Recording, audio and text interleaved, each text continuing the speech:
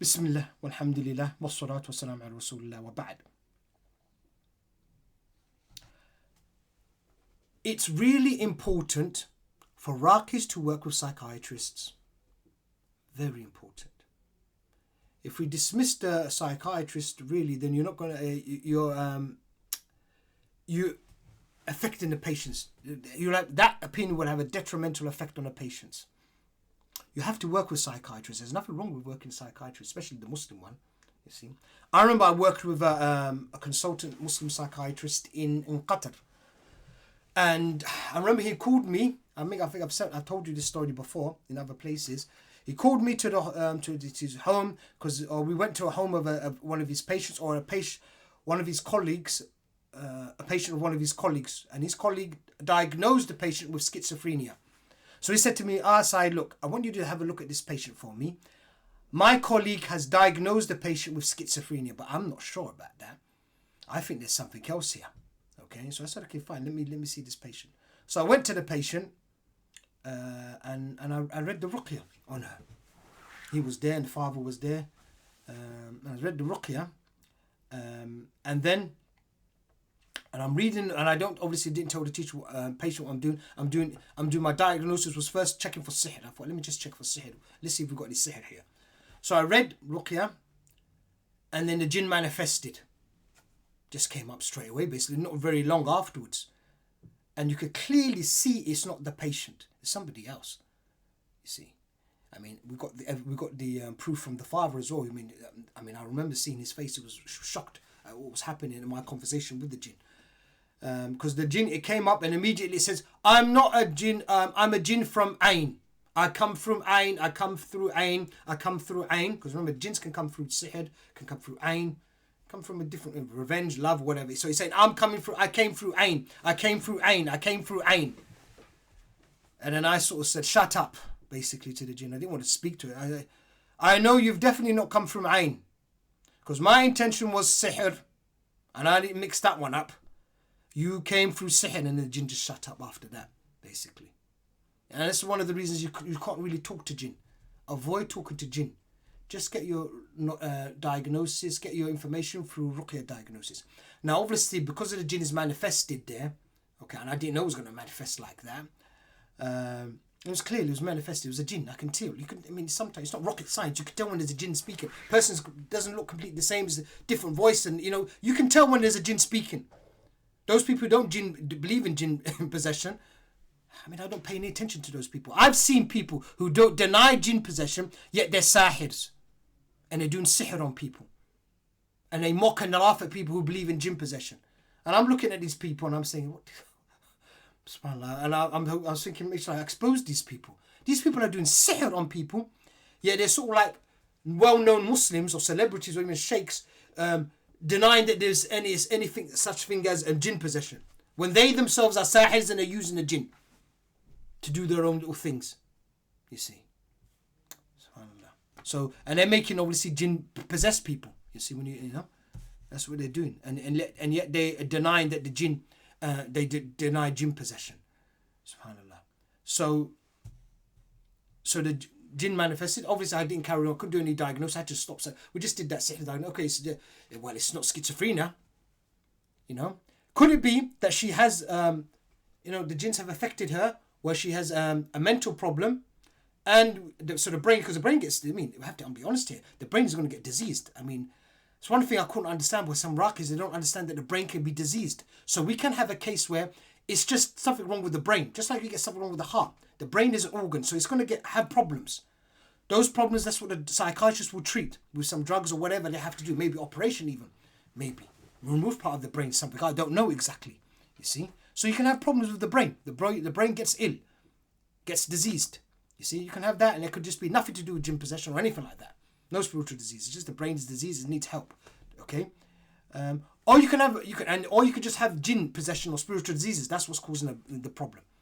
Or it could be a combination. So this particular case with schizophrenia, it could be that there is some sort of schizophrenia there, okay, which that doctor correctly diagnosed, his colleague, my friend's colleague, okay, and it could have jinn as well at the same time. So you could have both things. Why not? Why can't you have both things? This is possible, you see. And something like that, that's where you're going to have to work with the psychiatrist as well. You can't be working on your own, you see. So Raqis must work with the psychiatrist. There's nothing wrong. I've never had a clash working with a psychiatrist. You know, I've never really had a clash working with them. Subhanallah, this is all from Allah Subhanahu wa Taala. And when and Raqis must understand, let the doctors prescribe those medicines, and don't tell patients to stop taking the medicines. Okay, even if it's clearly a jinn possession case, you mustn't stop those medications.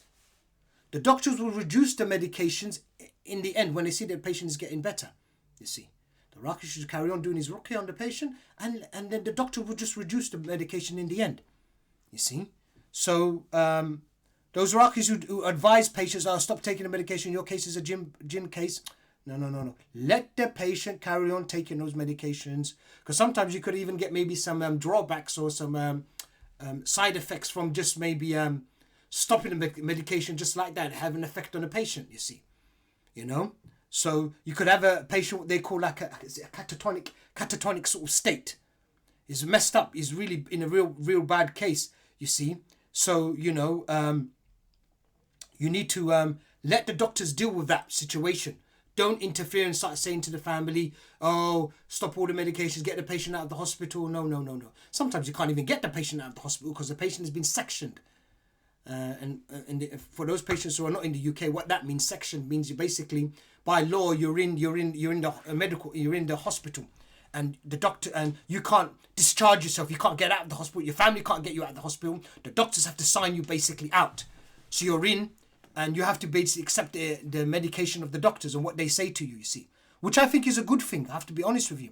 I've been to houses and stuff. When I go to houses and that and see some patients, I mean, I don't do this anymore really. Some cases where I'm dealing with close friends and family, I go see people, and then they'll take me somewhere maybe, and they'll show me a patient, and then I see the patient.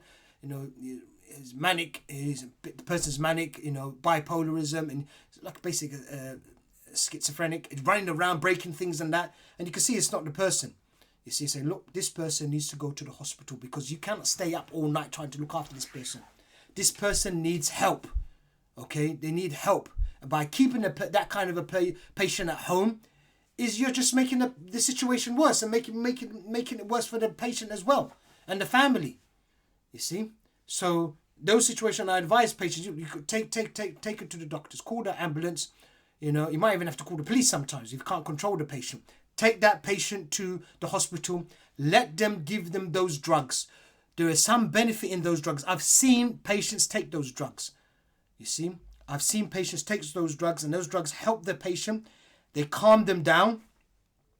You know, they calm them down, and then it reduces the waswas. Okay, they're able to get some sleep, and then once they're calmed down, then you can speak to them. You see, you know, it's a good place in general. I have to be honest, the hospitals in the UK, the NHS, they're quite good, these hospitals in general. You know, the hospitals I've been to and visited patients in there, they're good. And so when you're dealing with a situation like that, when the jinn is manifesting, it's causing a lot of problems, take the patient to the hospital and let the psychiatrist help you there. And you can continue with the ruqyah. Okay, you can continue with the ruqyah, but let the doctors give those medications, because there's some benefit in those medications. I've seen that many times. You see. And from what I remember, with those patients who go to hospital, okay, in those sort of states where the jinn is manifesting, making a lot of noise, causing chaos and havoc, okay, I've had, alhamdulillah, by the rahmah of Allah, from what I remember, I've had 100% success rate of bringing those patients out of those hospitals. Because if they follow my advice regarding sins, taking your medication that the doctor prescribes you must do that, okay? Like I said, those medications will help reduce the waswas from the jinn. It will help reduce it, okay? So you take that, you take the medication the doctor has given you. So let's say, for instance, the patient has been sectioned. Section 2 or section 3, they're in there for a month or maybe 3 months inside, okay, in a mental hospital in the UK. Let them take that medication the doctor gives them, okay? They give him those medications, okay, antipsychotic drugs, some drugs to just relax them so they can sleep, okay. Let them take that, and you just tell the patient, you read the ruqya, you can continue reading ruqya on the patient. They don't stop you doing that, alhamdulillah, you know, they don't stop you reading ruqya on the patient, and they don't stop the patient doing ruqya on themselves, you know. That's fine. They don't stop that. They don't stop prayers, which is good. And then what you do there, while the patient is calming down, is in there, you remind them about salah and sins, and then get them back. Just tell them to stop the sins, because what has caused them to go into the hospital in the first place, for majority of cases, is because of their sins. They fall into some sins, and the jinn has got power over them, and that's what's caused the problem. You see. So once you give them that advice, and then they will slowly come out of that hospital. You see. And like I said, I've never had a clash with a doctor. Problem with a doctor, these doctors doing this. No, because it works together. Medicine and because we have to remember that in the end, at the end of the day, all of the medicines are from Allah in the end. You see, it's all from Allah subhanahu wa ta'ala in the end. You see. And like I said, I worked with a Muslim US educated consultant psychiatrist in Qatar. Had no problem with him. He believes in jinn possession. He also believes that there are other things with the brain, and I believe that as well. It's not all jinn possession, and it's not all just problems with the brain or the mind. It can be both as well at the same time. How do we work out if it's got to do with jinn and that? Well, it's a ruqya diagnosis. That's what we're going to do. You have to do a ruqya diagnosis to find out what it is, what the issue is. You see. Dave, so let me just reiterate that the advice regarding this issue, because it is important to follow these principles, follow this advice when you're dealing with patients who are in the hospital, who have been taken to the hospital. So one of the first things you need to do is you listen to the doctors and take their medications. Take their medications. They know what they're doing. Okay? Take their medications. And they themselves will reduce it. And what we found is that if you take some drugs, like for instance, one called, I think it's called lorazepam, that is really good in the sense it gets rid of the anxiety, the panic attacks, and then they combine it with other things, diazepam maybe even, and to just get rid of the waswas and make the person calm down so they can sleep. You see, so they'll give you different types of medication. So one medication is going to sort of reduce the waswas. Another medication, antipsychotic, is going to get rid of all of the psychosis the patient is suffering from. Oh, everybody's against me. There's jinn everywhere. You see, and you find him talking about strange things about what's one of those things? One of these, for instance, when I'm dealing with patients, and you've got to know as a Raqi, and this is my experience, you've got to know about the last days, signs of the last days. Okay, signs of the last days, you need to know that, especially about Dajjal, Isa alayhi salam coming back, and the Mahdi. You need to know all about that. Why? Because when I was in the hospital, subhanAllah, I get asked these questions about the ones in the what's his name, in the hospital. They're asking me these questions. So if your aqeedah is a bit messed up in this area, and if you follow certain scholars regarding this area, you're going to misguide yourself and you're going to misguide the patients with regard to this akhir zaman. I mean, what's going to happen in the last days, The best book to study that for, I think Ibn Kathir's book, Signs of the Day of Judgment, that, following that book, that's a good little intro into the subject, you see, and just keep it basic like that. Don't go into too many details about these things. I mean, I remember I was dealing with one patient in the hospital. I'm sitting there trying to give the patient, it's funny, I was telling him about, he's asking me about Dajjal, and I'm trying to explain to him what it is. And I think he was saying, did he ask me, is Dajjal a TV, or is it the system, or is it in the UK? Because he's got some strange opinions out there. I said, no, Dajjal is a man. It's a human. It's a human. It's not some... and was he asking me things about the island as well? Is the UK Dajjal's island? I said, don't go into this kind of stuff. Some of the things, we're not going to know anything about these things until when it happens. When these things happen, then we can look back and say, that must have been that then. Okay? I mean, I hope that point is clear. These things, these hadith about the Nabi Sallallahu Alaihi Wasallam, like this, you won't really know it's happening until it actually ends or something like that. It's a bit difficult.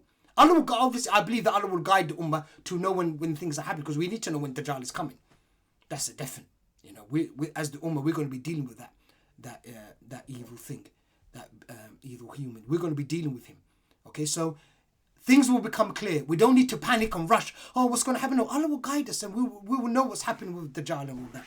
But I remember he was asking me certain questions, and I know there are certain people out there in the dawah field coming up with nonsense. Sorry to say it, it's basically nonsense, not based really on a hadith or what the scholars are saying. So he was asking me something about Dajjal and stuff, and I'm trying. I mean, it's difficult sometimes when you got people in psychosis, difficult to refute them and stuff. You got to know your stuff. If you don't know the hadith and stuff like this, you won't be able to deal with them. You know, if you're all over the place and vague, you don't even know your aqeedah on this particular part, you're going to have problems dealing with them. So as I'm dealing with him and trying to refute what he's saying, I had the door slam open in front of me. So it's a private place, actually. Because I took the patient in private, I'm trying to give him some. Door opens wide like that, and a young Muslim boy comes in. I am the Mahdi! And he runs out. And I said, wow. And I turned back to the patient and said, oh, you know what? The doctors actually ask us if we think we are the Mahdi. Can you believe that? That's what the doctors, like non-Muslim doctors actually ask. One of the questions they ask, okay, do you think you're the Mahdi? Subhanallah. You know, so you've got to know this stuff. If you don't know this stuff, then you won't be able to help them. What these medications they do, when I've seen this, when they take it, it gets rid of all of this psychosis. Obviously, this is coming from the jinn to mess these people up, basically. When they take these antipsychotic sort of drugs, it calms them down. They stop thinking that they are the Mahdi. You see? So it's good to take them. Don't say, oh, I can't take that. I can't take those drugs and that. You know? No, you need to take them. If you start thinking that you are the Mahdi and that, it's a problem. You see? It's a problem. You see? I remember I saw one person, this was maybe 20 years ago, and I saw him, I went into one mosque in London, and I got scared when I saw this. The guy was handing out papers like this to people like this, and I got one of them, and it said, I am Jesus, I am Isa alayhi salam, or I am Jesus, and then he gives some like bayan or something like saying to what he wants you to do or something like that. I saw that and I got scared. I said, A'udhu billahi min dhalik. I don't want that to happen to me. You know, save me from that. And that's how you should be when you see things like this. Never laugh at people. Say, you idiot, you think you're Jesus. Don't do that. I'm telling you, I've seen people doing stupid things like that and laughing at people, mocking people. They themselves become misguided. I've seen somebody like that denying jinn possession and mocking people and laughing. He himself has now become a sahir. And I said, look at that. So it can lead you, Allah can lead you a different way. So when you see something like that, or when you hear people calling themselves the Mahdi, just ask Allah to seek refuge in Allah from these things. I remember when I saw her, I'm reading it like this, and I saw a brother in front of me, took the paper as well, and he started laughing at the people. What do you think you are? And laughing at him. And I said, nah, I don't think that's the right way to deal with this. The poor brother's ill. Don't laugh and mock at him. Don't mock him and laugh at him. I mean, he seemed like a nice person when you see him. He looks like a nice person. But he's ill, obviously. There's some problem there. A lot of waswas. And I think, obviously, the jinn have got to him. Okay? It's a major case of psychosis. But he's not manic. So he believes probably he is Isa alayhi salatu salam. And that can happen to anybody. So when I'm dealing with these patients in the hospitals, I never look at them, never put them down. Even though I know the reason why they're in there because of sins. They do end up listening to music, doing some haram, and that's why they're. Well, I can end up doing sins, no problem. I can end up being like that. What I've noticed, okay, if you have the attitude that all of these things you see, it's just a mercy of Allah, you haven't fallen into it, and it's a mercy of Allah that you on the haqq and you're not dealing with seeking help from the jinn and things like this, then Allah will help you deal with your situation, deal with the jinn. I never put Muslims down. Never look down at people. Never think these things can happen to you. Never think you're safe. That's the thing. Never think you're safe. And that's one of the first things that one of those brothers who was teaching me Kitab al-Tawheed taught me. Never think you are safe. Because I've seen a lot of brothers, even though, what do you call them, basically have the same aqeedah as me, as-Salafi, Athari, aqeedah kind of thing, you know. They, very arrogant, keeping to put people down, look down at people. I'll say basically have the same aqeedah as me. But you see them going, and I see some of them now have become sahirs. Why is that? I think maybe it could be one of the reasons that you're looking down at people and thinking people are below you and beneath you. Who are you and this and that? Like some of the people, I mean, I don't even put people down like the Sufis. I don't put people down. What I'm saying, you don't look down at them and think that you're useless. Because all of us were out one day, back in the day, you were misguided, you didn't know anything. I know a lot of people who think they're on the haqq right now, and I say, okay, your aqeedah is correct. I would say that your aqeedah is correct. But not long ago, you didn't know what the haqq was. You didn't know what the haqq was. And Allah guided you. So maybe Allah will guide these poor brothers who are just not, they just don't know yet. It's not been presented to them yet properly. You see? So never look down at people. I'll never look down at people and think that, they're a gone case. There's no point talking to them, no point giving them salams or anything like that. No. What I've seen, people who behave like this, in the end, they themselves get misguided. And I've seen people now, sahid. You won't believe us. It's shocking when I see people sahid. For me, when I worked this out, when I was working at, certain people have become sahid. Certain Raqis have become sahid. Certain people talk about jinn and stuff like this, and they've become sahids. I said, and we do this from ruqya diagnosis, stages 8, 9, 10, 11. When you do this, you'll see that you're going to connect to some people, and you're going to think, what's going on here? Because they won't know they've connected to you, and they don't know that they're getting connect ruqya from you. Iblis need these people to help me out. I helped you, now you help me out with these people, with the connect ruqya. And you find that they try to do sihr on you. Allah will connect you to them to give them a burn. And then Allah might want you to extract the information about who are these people, these names. I was just dealing with one patient who's done some of the diagnosis because the intentions are out. Brothers, it seems to be a bit advanced. He said, I was going to go study with so-and-so. And then, do I need to extract any names out of this, what I've connected to? And then there was a reaction. He said, oh, is it somebody I know? Yes. Oh, is it somebody, some sheikh? Yes. Is it somebody I wanted to study with? Yes. And then he mentioned the name. Oh, let's show me, am I connected to so-and-so? Reactions. Is this person attacked me? Then he decided to cancel that course. He's not going to study with that person. You see, so subhanAllah, you have to, you just have to ask for guidance, really. Ask for guidance, really. So, psychosis, going back to psychosis, you have to let the patients take those drugs. Like I said, it will get rid of the psychosis, stop them making them think that they're Mahdi or Jesus, and it gets rid of the catatonic state, that state which is like they're not moving or responding or anything like that. Those patients, you have to rush them to hospital. Don't leave them alone. I was dealing with a case like that, and I know it's a jinn case, but I still forced the family to take this person to the hospital. This person needs to go to the hospital. Okay? And when they took him to the hospital, they gave him certain drugs. I think it was lorazepam, and that got them out of the catatonic state. They got it out. They can start talking and normally like that. Yeah, because what happens, you see, you've got to understand, the jinn can go into certain places of your body and stop you thinking, moving, or whatever. They can do things like this. Just like they're able to go to certain places in a man's private part, and he cannot have intimate relations with his family. He's become basically impotent, impossible, and he can't do anything about it. Yeah, because the jinns have done something, cut off some nerves or anything like that, done something, sat somewhere in the body, and then the person cannot go to his family and have intimacy with his family. You see, so sometimes they can go into a person's head, brain, or whatever, heart, and put the patient into a catatonic state where they're not responding, talking, or anything like that. What do you do with that situation? Take him to the hospital. And sometimes you have to force the patient family to take him to the hospital. You see? Because some patients, families, they don't want their daughter or their son going to these hospitals because, oh no, it's a taboo. Then we have to sort of say our family, the son is like in a mental hospital. It's going to be difficult to get married and stuff like that. I tell you what, if you don't take them to the hospital, they might die. Let's be frank here. They might die. You see? So you need to take them to the hospital to get those drugs. Get them out of that catatonic state, basically. And so once you've taken them to the hospital, you listen to the doctors, take their medications. Okay. Next thing you would do, you would read the relief ruqya on them. Read the relief ruqya on them. 2.0. Read that on them. And then what you do at the same time, you get the patient to pray, get rid of sins. You see, get rid of sins. Okay. You tell the patient, look, start praying, get rid of the sins, stop listening to music, okay? Things like that, you see. Wear hijab, if it's a woman. Once the jinn stops talking, okay, and making noises, and they get rid of that psychosis, basically.